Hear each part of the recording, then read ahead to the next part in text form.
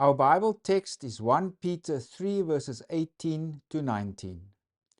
For Christ also suffered once for sins, the just for the unjust, that he might bring us to God, being put to death in the flesh, but made alive by the Spirit, by whom also he went and preached to the spirits in prison. So this is about Jesus preaching to the spirits in prison. But the larger context it comes from, it actually speaks to the Christians and their suffering in the context that they are. Remember, they were living along the north or just south of the Black Sea, along Pontus, Bithynia, Cappadocia, and Asia, those parts. And Peter addresses them in the context of suffering. And this letter makes many reference to their suffering. And the root cause of their suffering is that they abandoned their previous way of life, their pagan way of life. Already in chapter 1, verses 18, Peter writes there, knowing that you were, or he speaks there of them being redeemed from your aimless conduct received by tradition from your fathers. And so they refused now to live like their fellow countrymen. Although they were resident aliens or they were foreigners there, they were not locals. Of course, this also refers to their metaphorical status as aliens here on earth because their true citizenship is in heaven. But they abandoned their previous pagan lifestyle, their sinful lifestyle, and now they live an ethical life orientated towards Christ, the gospel. So now they are targeted and abused by those living around them because they abandoned their previous way of life. So we can also think in many contexts today where Christianity is being reviled or looked down upon by surrounding societies. So Peter often speaks to their suffering. And there are two major portions to 1 Peter. The first is that focuses on the relationships within the community. And that is 1 Peter 1 verses 22 to chapter 2 verses 10. And then where our current Bible word comes from, that's 1 Peter 2 verses 11 to 4 verses 11. It's how to live in a hostile world. It's this hostile world from which they experience abuse, etc. And if we look now more closely around the context of our immediate Bible word, there are three main areas. Firstly, is from chapter 3, verses 13 to 17. That's where they are admonished, or Peter speaks there about suffering for the sake of good. And then from verses 18 to 22, he speaks about Christ also suffered for good. And then from chapter 4, verses 1 to 6, it's also suffer like Christ suffered in order to bring an end to sin. So we can see there's lots of references to suffering here in this letter. But Peter also admonishes, suffer for the right reason. Don't suffer for the wrong reason. I mean, if you suffer because you do evil, then there's no good to that. But if you suffer for doing good, that's the right thing to do. For example, if we go to chapter 2, verses 19 to 20, he says, for this is commendable, if because of conscience towards God one endures grief, suffering wrongfully. For what credit is it if, when you are beaten for your faults, you take it patiently? But when you do good and suffer, if you take it patiently, this is commendable before God. He says something similar in chapter 4 from verses 14 to 16. Suffer for the right thing. Because if you suffer for doing evil, well, that's meaningless. But if you suffer for the good, for your profession of Christ, etc., well, that's a good thing. That's a good reason to suffer. And he also writes, if we suffer, we are partakers of the sufferings of Christ. If we go to chapter 4, verses 12 to 13, Peter writes there, beloved, do not think it strange concerning the fiery trial which is to try you, as though some strange thing happened to you, but rejoice to the extent that you partake of Christ's sufferings, that when his glory is revealed, you may also be glad with exceeding joy.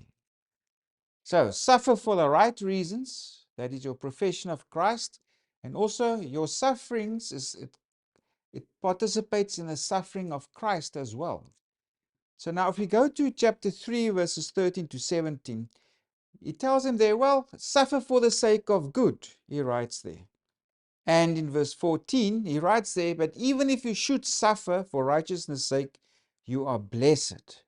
And in verse 17, for it is better, if it is the will of God, to suffer for doing good than for doing evil.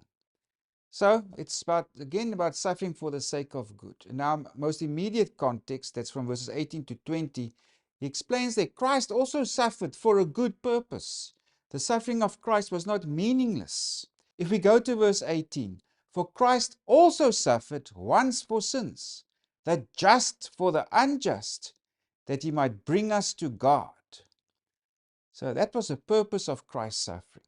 He was a just person. He suffered for us as sinners. He died for our sins in order to bring us to God.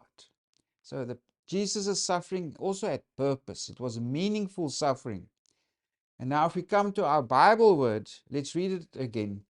For Christ also suffered once for sins, the just for the unjust, that he might bring us to God, being put to death in the flesh, but made alive by the Spirit, by whom also he went and preached to the spirits in prison.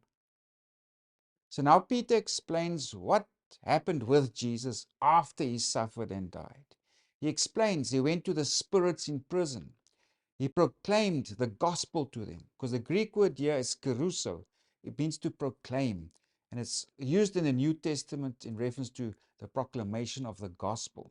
So Jesus went and he preached, or he proclaimed the good news, to the gospel, to the spirits in prison. And it refers to those who were alive at the time of Noah while the ark was being built. Of course, we also understand it that Christ preached to all the dead at this time. And this is also, if we go to chapter 4, verses 6, in a similar verse, Peter also writes there, for this reason the gospel was preached also to those who are dead, that they might be judged according to men in the flesh, but live according to God in the Spirit. So Jesus preached, he proclaimed the gospel to the spirits in prison and those who were alive at the time of Noah. So this is what happened after his suffering. And he speaks also now, he digresses a bit because he refers to the flood, the waters of the flood. And this water of the flood, there's an antitype to it. In other words, a counter image to that. Where the flood brought destruction, but in a narrow sense also salvation, or it was the means by Noah and his family was saved. Baptism is the means by which God essentially saves. So that's the antitype to this water of the flood, is baptism. It is the means by which we are saved. And it's also because a result of Christ's resurrection. So this is what happened after Christ's suffering. He went and he preached to the spirits in prison.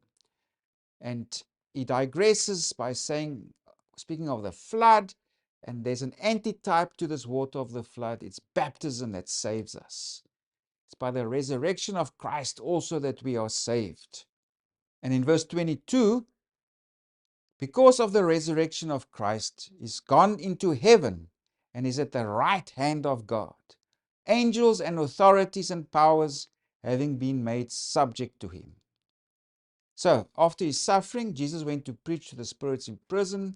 He was raised from the dead. He went to heaven, seated at the right hand of God, and all evil powers were made subject to him. So that's what happened after his suffering. But also here, of course, the main idea is the suffering of Jesus was meaningful.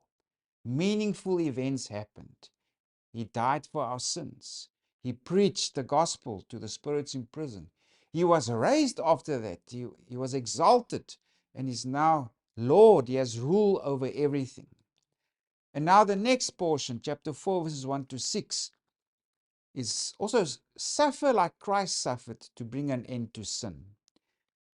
Especially if we read there, for he who has suffered in the flesh has ceased from sin, that he no longer should live the rest of his time in the flesh for the lusts of men, but for the will of God. Again, the suffering is is caused by people putting pressure on them to conform to their previous way of life. And Peter admonished them, suffer. Because if you suffer, it means you're stopping to sin. You're not giving in to the norms and values of your surrounding culture. Because he also writes there in verse 4, in regards to these, they think it strange that you do not run with them in the same flood of dissipation, speaking evil of you. So Peter said, that's good. Because if you suffer in that way, it means you're not giving in to the values and norms of society. You're continuing to live an ethical life, a life based on the teaching of Jesus.